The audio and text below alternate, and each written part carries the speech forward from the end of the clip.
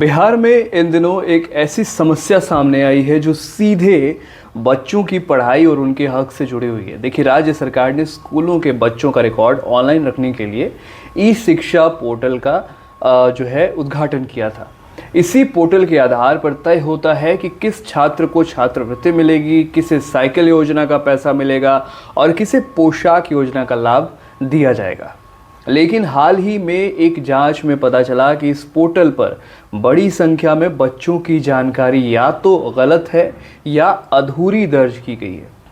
गलतियां कहाँ हैं? देखिए, कहीं बच्चों के नाम की स्पेलिंग गलत है, कहीं पिता का नाम अधूरा है, कहीं आधार नंबर में गलती है, तो कहीं बैंक खाते का नंबर ठीक से नहीं भरा गया है। देखने में ये छोटी गलतियां आपको लग सकती है दोस्तों, लेकिन असल में इनका असर बहुत बड़ा है, क्योंकि सरकार जो भी पैसा भेजती है वो सीधे बैंक खाते में जाता है। अगर बैंक खाता या आधार नंबर में एक भी अंक गलत हुआ तो पैसा अटक जाएगा। अब इसकी बदनामी कहाँ होगी? तो सीधे तौर पर सरकार की बदनामी होगी। बताया जा रहा है कि लाखों बच्चों का डेटा जांच के दौरान गलत पाया गया।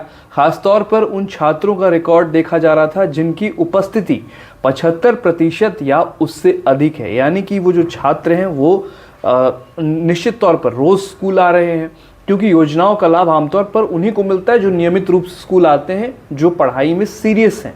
लेकिन जब रिकॉर्ड ही सही नहीं होगा तो ये तय करना मुश्किल हो जाता है कि कौन छात्र योग्य है और कौन छात्र योग्य नहीं है। और अगर कोई छात्र योग्य है भी, अगर उसकी जो जानकारी है वो गलत है, तो वो इन योजनाओं से पीछे रह जाएगा। सबसे ज़्यादा चिंता की बात यह है कि इन योजनाओं पर गरीब परिवारों के बच्चे निर्भर रहते हैं। मुख्यमंत्री साइकिल योजना के तहत कक्षा 9 के बच्चों को साइकिल खरीदने के लिए राशि दी जाती है। पोशाक योजना के तहत यूनिफॉर्म के लिए पैसा मिलता है। अलग अलग वर्गों के छात्रों को छात्रवृत्ति भी दी जाती है।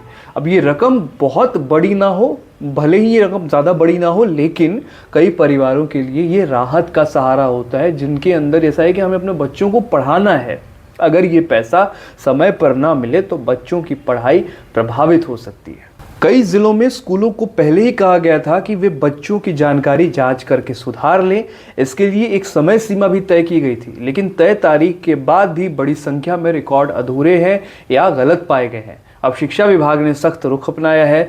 जिला शिक्षा पदाधिकारियों और स्कूलों के प्रधानाध्यापकों को निर्देश दिया गया है कि जल्द से जल्द सभी गलतियों को ठीक करें।